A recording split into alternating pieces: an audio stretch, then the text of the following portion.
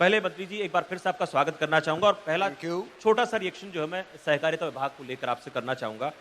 अभी मैं बात कर रहा था पैनल से 5017 करोड़ का जो बजट है वो इस बार जन स्वास्थ्य अभियांत्रिकी विभाग को मिला। सहकारिता बात भी करेंगे, इसके इस्तेमाल को लेकर चर्चा करना जरूरी है। और हर घर नल से जल को लेकर हम बात कर रहे थे, 2 साल पहले लक्ष्य को हासिल कर लिया गया, ये भी जानकारी हमारे पास है।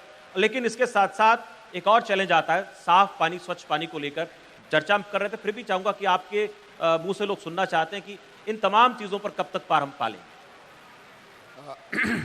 सबसे पहले तो मैं खबर फास्ट का बहुत बहुत आभार व्यक्त करता हूं कि उन्होंने इतना सुंदर प्रोग्राम का आयोजन यहाँ इस हमारे बावल विधानसभा क्षेत्र के कुंड कस्बे में किया और लोगों को हमारे विभाग की और हमारे सरकार की जितनी भी योजनाएं हैं उन योजनाओं के बारे में भी आपने अवगत कराया ताकि इन योजनाओं का लाभ हर व्यक्ति उठा सके। तो आपने अभी जन स्वास्थ्य विभाग के बारे में बात की। देखो, जन स्वास्थ्य विभाग एक बहुत ही महत्वपूर्ण विभाग है।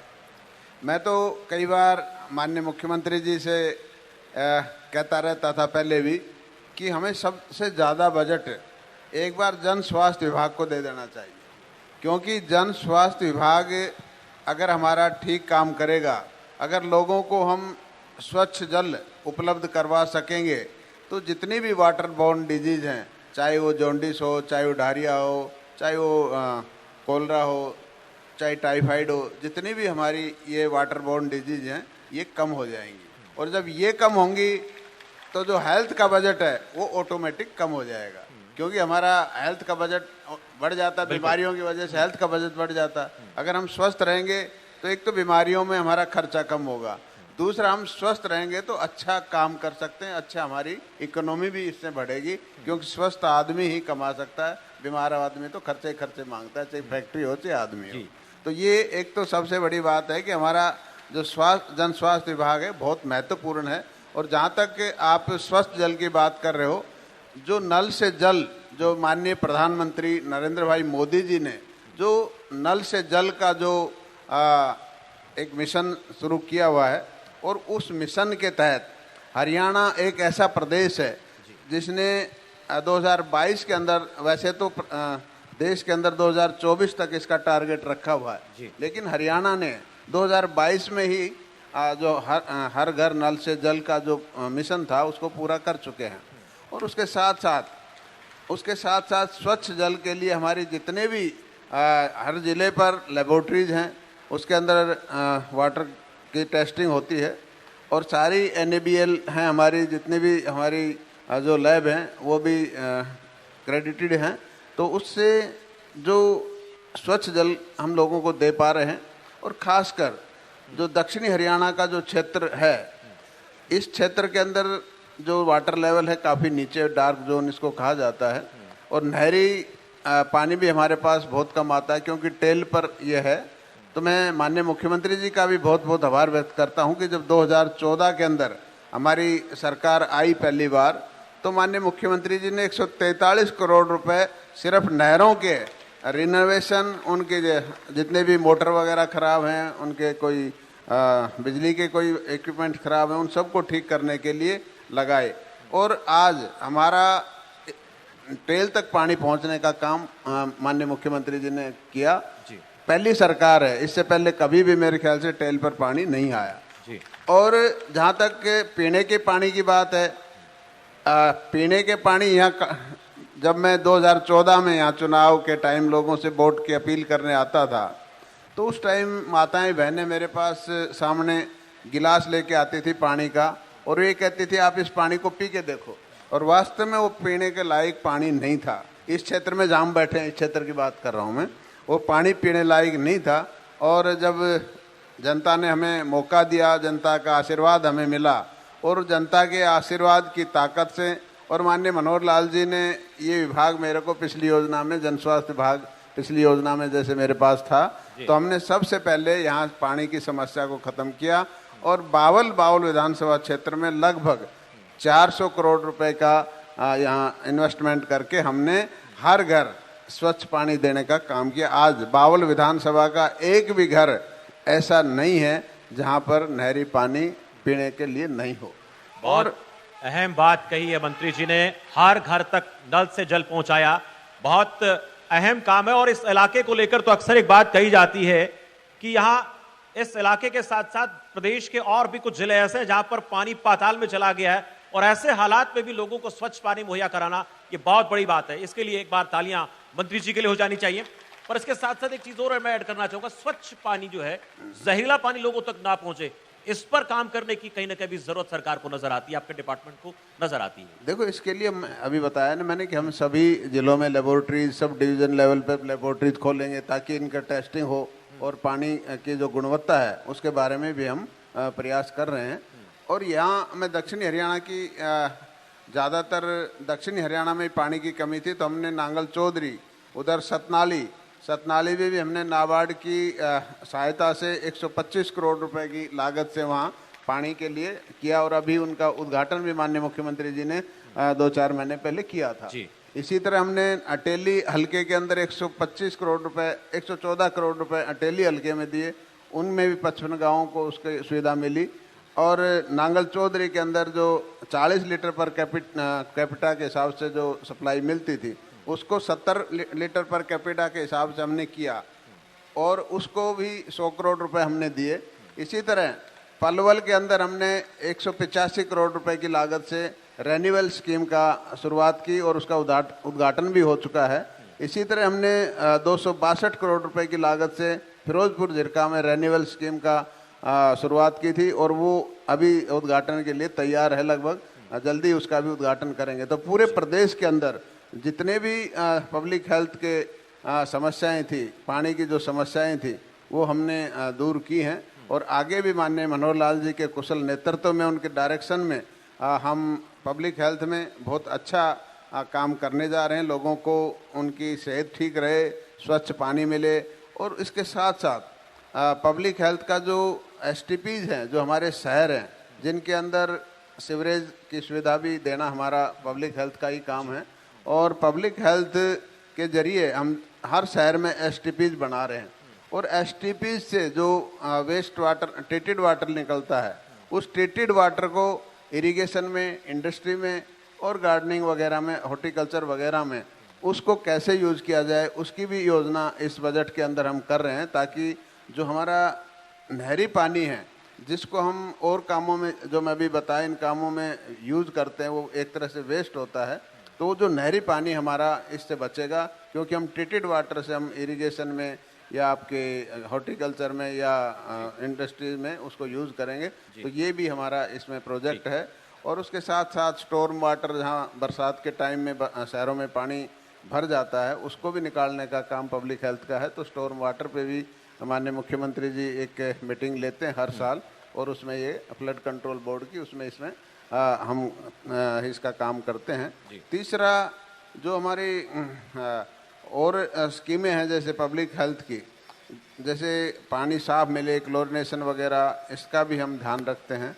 तो इस तरह से पूरा प्रदेश के अंदर पब्लिक हेल्थ अच्छा काम कर रही है, और हमारे सभी अधिकारी इसके लिए बहुत ही बधाई के पात्र हैं कि इन्हीं की कड़ी मेहनत की वजह से हम ये सब कर पा रहे हैं। बिल्कुल, ये उम्मीद की जानी चाहिए कि आने वाले कुछ दिनों में, कुछ महीनों में पूरे प्रदेश के लोगों को पीने का जो पानी है वो बेहतर गुणवत्ता वाला मिलेगा। अब मैं सहकारिता विभाग की बात कर लेता हूं। जब मनोहर लाल की बात कर लेते हैं, CM बने थे तो उन्होंने एक बात कही थी आते ही कि हमारा जो सहकारिता विभाग है ये घाटे का सौदा है। अब ये विभाग आपके पास है, और घाटे में होने के भी कई सारे कारण है, किसानों को भी देखना है, उनको कर्ज भी देना है, ये बात ठीक लेकिन है, इसको बाहर निकालना है। माननीय मुख्यमंत्री जी कई बार इस बात को कह चुके हैं कि भैया जो सहकारी मिलें हैं, चीनी की मिल है हमारी, ये सब घाटे में है। और इसके घाटे के मैं तो यही कहूँगा कि पिछली सरकारों ने इसकी तरफ कोई ध्यान नहीं दिया।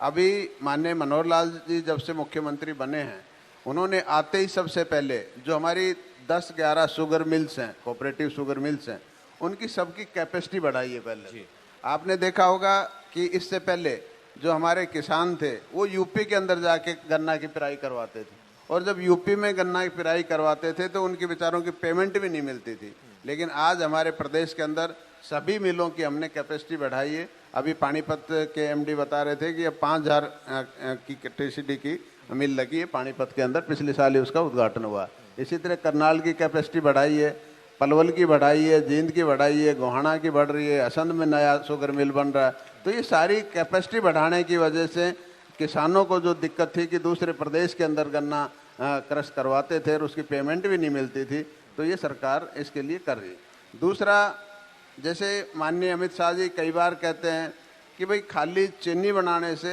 शुगर मिल घाटे से नहीं उभर सकती, तो उसके साथ साथ हमें, जैसे हमने शुरुआत की रिफाइंड शुगर बनाया, हमने रोहतक के अंदर रिफाइंड शुगर बन रही है, करनाल के अंदर भी रिफाइंड शुगर बन रही है। इसके साथ साथ हमने आते ही इथेनॉल प्लांट के लिए शुरुआत की और 2 साल पहले हमने शाहबाद के अंदर 60 KLPD का एक एथेनॉल प्लांट शुरू किया और अब अभी पानीपत के अंदर अभी माननीय अमित शाह जी उसका शुरुआत करके गए हैं, तो 90 KLPD का पानीपत में बनेगा।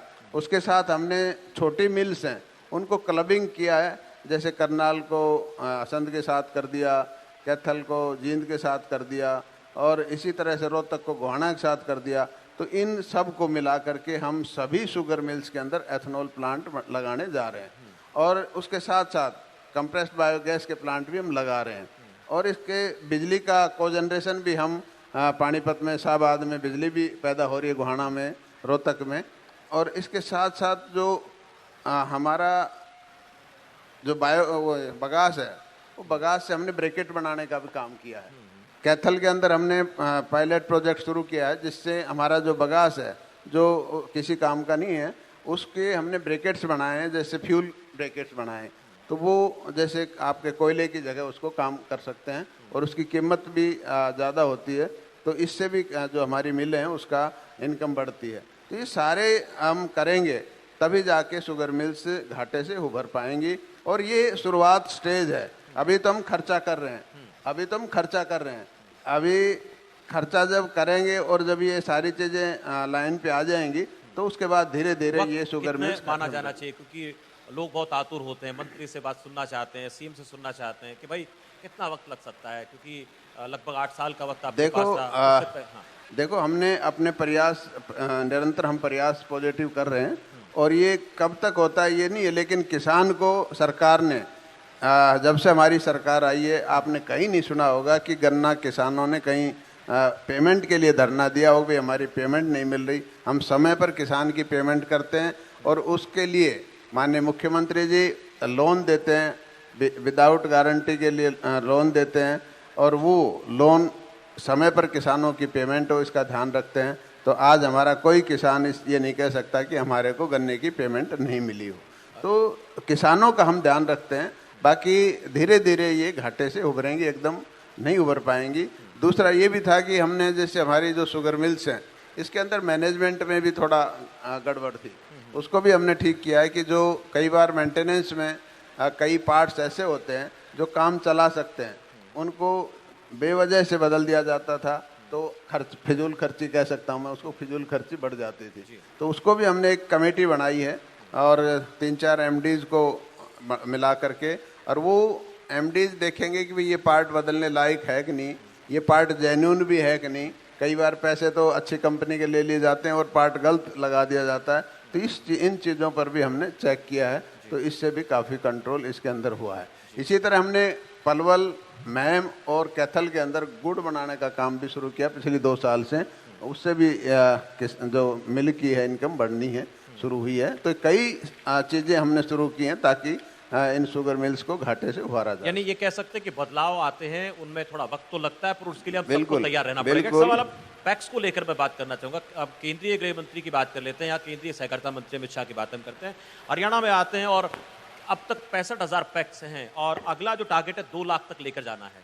हरियाणा भी उसमें कोशिश में है और पैक्स की जितनी संख्या ज्यादा होगी उतना आत्मनिर्भर भारत का सपना साकार होगा। ग्रामीण अंचल में महिलाएं, हमारे युवा वो आत्मनिर्भर बनेंगे, लेकिन उसके लिए एक चुनौती बड़ी आती है कि लोग कर्ज तो लेते हैं लेकिन उसके बाद उसकी जब भरने की बारी आती है तो उसकी स्थिति उतनी उस दशा में वो नहीं होते हैं। बैलेंस करना जरूरी है और बहुत सी खामियां जो है वो प्रशासनिक स्तर पर भी होती हैं। डिजिटलाइजेशन करने को लेकर बात होती है। इस टारगेट को अचीव करने के लिए हम कहां तक आगे बढ़ रहे हैं? देखो, जिस तरह से देश के प्रधानमंत्री नरेंद्र भाई मोदी जी कहते हैं कि देश को आत्मनिर्भर बनाना है और आत्मनिर्भर बनाने के लिए जो कोऑपरेटिव विभाग है, जो सहकारिता विभाग है, उसकी अहम भूमिका है।